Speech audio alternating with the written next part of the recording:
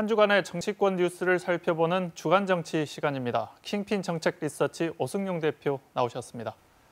안녕하세요. 네, 안녕하십니까. 네. 어제 이재용 삼성전자 부회장에 대한 가석방 결정이 내려졌잖아요. 이게 정치적 결정으로 보여지는데 어떤 배경이 있는 걸까요? 네, 일단 박범계 장관은 코로나 장기화로 인한 국가 경제 상황과 글로벌 경제 환경을 고려한 차원의 결정이다, 이렇게 밝히고 있습니다만 대통령의 사면권 발동보다는 법무부 장관의 가석방 결정을 통해서 청와대가 정치적 부담을 덜어내려고 했다라고 보는 게 합리적일 것 같습니다. 다만 이재용 부회장과 두 전직 대통령, 특히 박근혜 대통령의 경우에는 국정농단과 삼성 뇌물 사건으로 연결되어 있어서 향후에 형평성 차원에서 두 전직 대통령에 대한 사면 요구로 이어질 수 있는 부분들은 좀 주목해서 봐야 될 것 같습니다. 네, 두 전직 대통령 사면과 관련해서 해석을 좀 해볼 필요가 있겠네요. 부회장 복귀 여부 그리고 시기를 두고 벌써 말이 많습니다.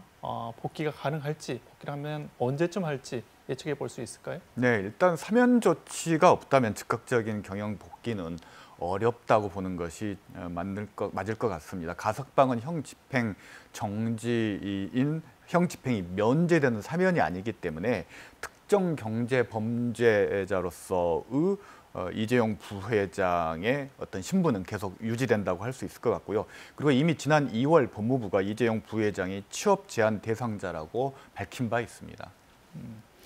대선 주자 얘기로 좀 넘어가 보겠습니다. 민주당 이재명, 이낙연 지지율 격차가 좁혀지는 것 같더니 정체된 상황으로 보여져요. 어떻게 보십니까? 일단 이슈 오너십의 문제일 것 같은데요. 네거티브가 상대의 지지율을 좀 흔들 수는 있을 것 같지만 결국 지지율을 이동시키려면 본인의 경쟁력과 역량을 보여줘야 되는데 이낙연 후보가 그 부분에 좀 실패하고 있는 것 같습니다.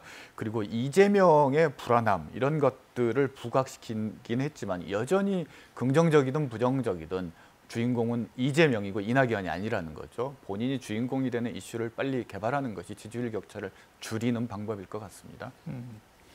어제 민주당 추미애 후보가 열린민주당과 통합 얘기를 꺼내놨어요. 이게 통합 과연 될 수 있을 것인지 한다면은 대선에는 또 어떤 변수가 있을 것인지 궁금하거든요.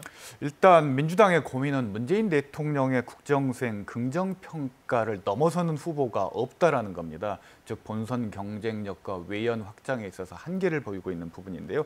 아마도 대선 승리를 위한 민주당의 외연 확장 1단계로서 추진할 수 있는 것이 열린민주당과의 합당일 것 같습니다. 다만 대선 변수라기보다는 이것은 좀 필요 조건의 측면들이 있고 그런 측면에서 추미애 후보와 이재명 후보가 경선 승리를 위해서 통합에 찬성하고 있는 것으로 보입니다.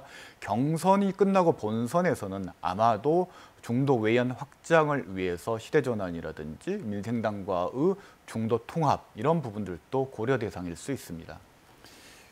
야당 얘기해 보겠습니다. 윤석열 후보가 국민의힘 쪽으로 들어가더니 이준석 대표랑 치고받고를 좀 했잖아요. 지금 좀 수그러든 것 같은데 어떤 이유 때문에 보십니까? 이준석 리스크라고 해야 될 것 같은데요. 이른바 이준석 패싱 입당이 있었습니다. 그리고 윤석열 후보가 마이웨이 행보를 주장했었고 최근에는 당 행사 보이콧 논란도 있었는데요. 아무래도 당 장악 그리고 여론의 관심에서 항상 중심에 서려고 하는 이준석 대표의 어떤 리더십 스타일이 이런 어떤 갈등으로 표현되고 있는 것 같은데요. 대선 경선 룰 확정을 앞두고 다시 한번 재격돌 가능성이 매우 높은 상황이라고 보여집니다. 대선 경선 룰을 두고 힘겨루기가 있다, 뭐 이런 해석이군요. 원래 당에 있었던 주자들이 있잖아요. 홍준표, 유승민, 원희룡 이런 분들이 있는데 이분들의 견제도 상당한 것 같아요. 앞으로 이합 집산 본격화되겠죠. 지지율을 중심으로 결국은 구도가 형성될 수밖에 없기 때문에 민주당이 이재명 대 반이재명 구도로 치러졌듯이 국민의힘은 윤석열 대 반윤석열 구도로 치러질 수밖에 없을 것 같습니다. 당장 홍준표 의원의 경우에는 윤석열 후보가 조국 수사가 이건 문재인 정부 내부의 권력 투쟁이지 이거 공정이 아니다. 뭐 이렇게 공격하고 있다라는 거죠. 그렇지만 이들이 어떤 이합 집산을 할 만큼의 세력화나 혹은 거점 이런 것들은 아직까지 없기 때문에 당분간은 윤석열 대 반윤석열 구도로 경선 경쟁 구도가 형성될 것 같습니다. 삼지대에 계신 분, 김동연 전 부총리 여전히 밖에서 몸을 풀고 계시는 것 같은데 어떤 생각인지 궁금하거든요. 많은 분들이 여권인지 야권인지 헷갈린다고 그러는데요. 본인은 삼지대에서 자립하겠다라는 의지가 강한 것 같습니다. 지방선거에 최대한 외연을 확장해서 후보들을 공천시키고 당선을 목표로 지원하겠다라는 입장이고요. 장기적으로는 2년 후에 총선에서 원내 교섭단체 확보 때까지 삼지대에서 최대한 외연을 확장하겠다. 뭐 이런 입장을 가지고 있는 것으로 보입니다. 많은 분들이 행보를 대선에 맞춰서 보고 있는데 지방선거, 총선까지 내다보고 지금 행보를 이어가고 있다. 이런 말씀이시네요. 당장의 대선에서의 승산보다는 지방선거 총선을 통해서 꽤 장기적이고 전략적으로 본인의 어떤 대권 구도를 그리고 있는 것으로 봐야 될 것 같습니다. 네, 알겠습니다. 오늘 말씀 여기까지 듣겠습니다. 고맙습니다. 네, 감사합니다.